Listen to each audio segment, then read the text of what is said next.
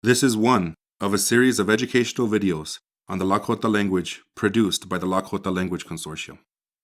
In this video, you will learn about the history of Lakota orthography. Like all languages, Lakota was originally an oral, unwritten language. The first writing system, or orthography, was developed in the 1830s by missionaries living among the Dakota people in Minnesota, namely the brothers Samuel and Gideon Pond and Stephen Riggs. They wanted to translate the Bible into Dakota, and for that they needed a way to write the language. Their main goal was evangelism. Nonetheless, they also contributed a great deal to the documentation of the Dakota language and to establishing literacy in it. The Dakota and Lakota people started to write letters and develop newspapers in their language as early as the 1860s. For example, the prisoners of the Minnesota War wrote dozens of letters to their families. Many Lakota people wrote autobiographical and cultural memoirs between 1880 and the 1950s. 2 newspapers were published in the language for several decades. The Pond brothers succeeded in creating a very good spelling system, which showed almost all of the meaningful sounds in the language. For example, they consistently wrote the Lakota vowels with these 5 letters: A, E, I, O, U. And they added the nasal symbol to write the nasal vowels: I, U. From the very beginning, the Pond brothers used diacritics to differentiate contrastive sounds and sounds not present in English. They used 2 diacritics: a superscript dot, as in R, and Ch, as in Jota, gray. Acute accent, as in Ch, Sh, J, and A, E, I, O, U, to show word stress. Diacritics became a tradition and were employed in all of the main variations of the orthography. There was only one aspect of the pronunciation which the missionary orthography did not show. It is aspiration. Let's illustrate it with the word maka. In the missionary spelling, maka can represent 2 different words, each pronounced differently. Maka. Maka. Similarly, Kiza. Giza. a good consistent orthography should show such differences with different spellings. We do not know why the early orthographies didn't mark this difference. It is likely that the missionaries couldn't hear the difference at first. Perhaps they started hearing it after studying Dakota for a while. But in the meantime, the Bible and the dictionary had already been printed without marking aspiration. In the 1920s, Ella Deloria started working on documenting the Lakota language with support from the linguist Franz Boas. Deloria was a native Lakota speaker, and through her work with Boas, she became educated in linguistics. Her work represents a major contribution to the documentation of the Lakota language. Deloria used an orthography similar to that established by the missionaries, but she proposed one major modification. She wanted to mark aspiration, and she chose to do so with a raised C. Consider the examples. Maka. Maka. In the 1920s, Deloria recorded many stories from elders in Pine Ridge. She published them in 1932. Although Deloria's orthography was the first consistent phonemic spelling, it does have some disadvantages. The raised C can be difficult to distinguish from the symbol that Deloria used for glottal stop. Compare. Additionally, neither of the 2 symbols is easy to type. Eugene Buchel was a German Jesuit who worked as a missionary in Pine Ridge and Rosebud between 1902 and 1954. He worked on translating Christian texts and spent many years adapting the Riggs Dakota dictionary into the Lakota dialect. In his 1924 Bible history, he used the missionary orthography which did not mark aspiration. In his 1939 grammar, he adopted Deloria's raised C for aspiration. In his dictionary manuscript, he marked aspiration with raised H because he felt it was more logical and easier to see. This shows that Buchel's attitude towards Lakota orthography evolved. Over time, he used 3 different spelling systems. Therefore, if someone says they are used to the Buchel orthography, it is actually not clear what they mean. The 4th orthography associated with Buchel's name is the one used in the published version of his dictionary. However, that orthography is actually not Buchel's. Buchel died in 1954 and left the dictionary unpublished. In the 1960s, Father Paul Manhart started to prepare it for publication and decided to change Buchel's orthography. The word makha has guttural aspiration, which Deloria marked with raised C and Buchel with raised H. Manhart went back to the raised C. But in words like kize, which have soft aspiration, Manhart decided to remove the diacritic altogether. Instead, he placed a superscript dot over unaspirated sounds, like the K in kize. This created a very confusing spelling system because in it, aspiration is both marked and unmarked. The superscript dot, originally used for guttural sounds, as in jota, gray, was now used for unaspirated sounds, as in kaka, grandfather, adding to the confusion. In addition, his conversion of Buchel's orthography was very inconsistent, making the spelling in the dictionary unreliable.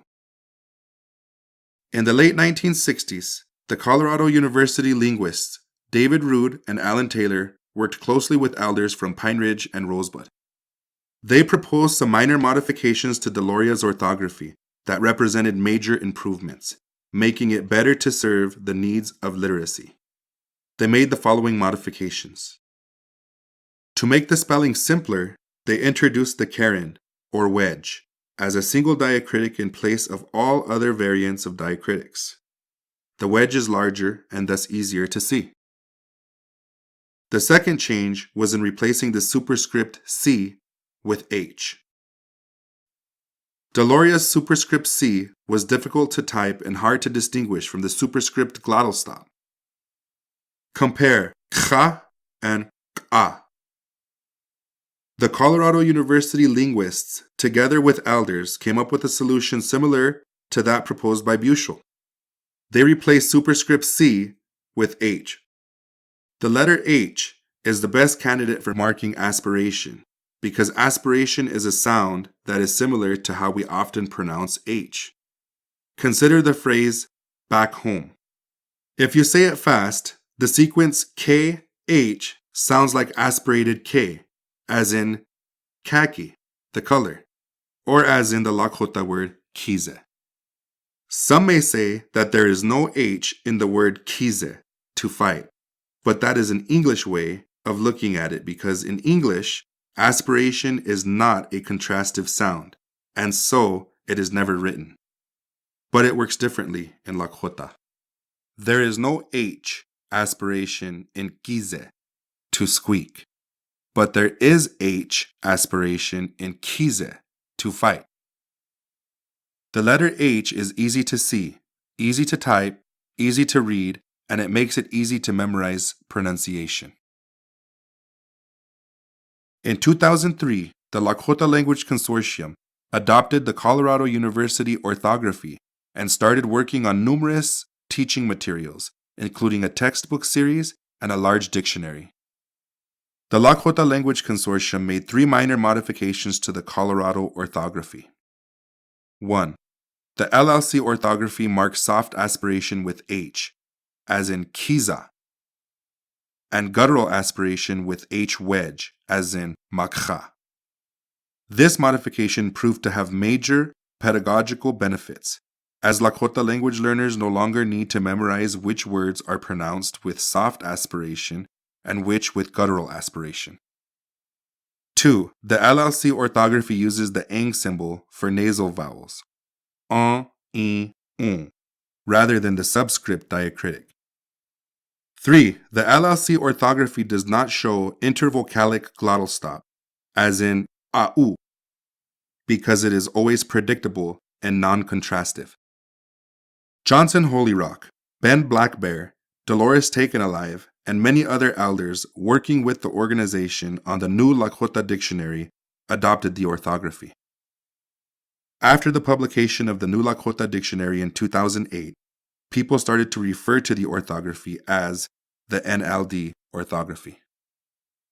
One advantage of marking aspirated consonants rather than unaspirated ones lies in the fact that the former are much less frequent. In consequence, a text written in the Deloria, Colorado, or NLD orthography has a much lower density of diacritics than a text in the Manhart orthography. Compare the images. The text on the left is written in the new Lakota Dictionary orthography, and it contains 305 diacritics. The text on the right is in the Manhart orthography, and it has 621 diacritics. This means that the Manhart style orthographies have more than twice as many diacritics per page of text. In fact, the longer the text, the larger the disproportion, because many frequently used words and affixes have unaspirated sounds. To conclude, all orthographies built on the same tradition, the old Dakota Bible orthography. All major variations of the orthography use diacritics. 3 different lines of development started from the missionary orthography. The orthography developed by Pond Brothers is used in the Bible translations and in the Riggs Dictionary. It gives rise to various simplified orthographies characterized by casual spelling and lack of diacritics, which results in imprecise transcription. In the 1930s, Deloria introduces a consistent phonemic orthography and marks both types of aspiration with raised C.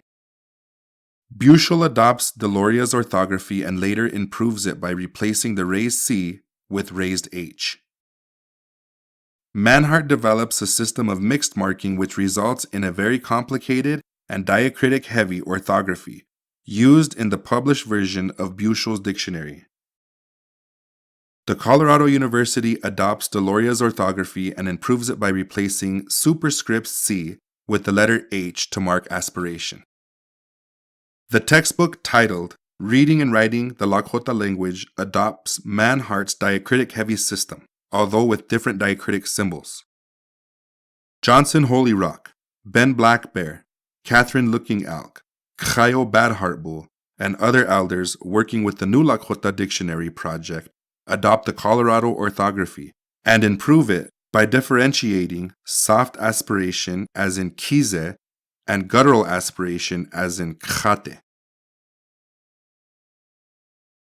The orthography of the NLD builds on traditions started by Ella Deloria, specifically in consistently marking aspiration. In this respect, it is not a new orthography, but one that has been around since the 1930s. The gradual developments made the orthography easier to read with larger and fewer diacritics, and easier to type.